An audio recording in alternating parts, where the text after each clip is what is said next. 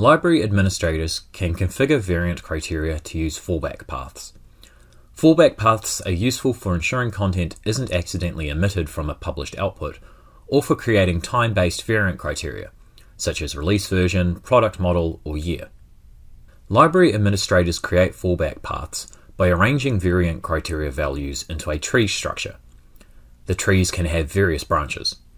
Values up a branch become fallback paths for values down a branch.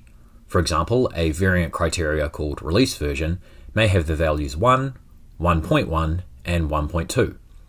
1 is the first value, 1.1 is a branch of 1, and 1.2 is a branch of 1.1. This makes 1.1 a fallback value for 1.2, and 1 a fallback value for 1.1 and 1.2. When determining what objects to publish, Authorit checks these values in order. The value you select for the publishing job is checked first.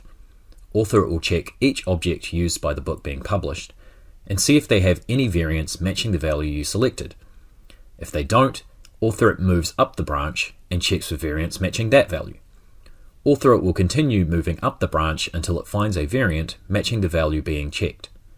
If or when it does, Authorit swaps the primary object with that variant.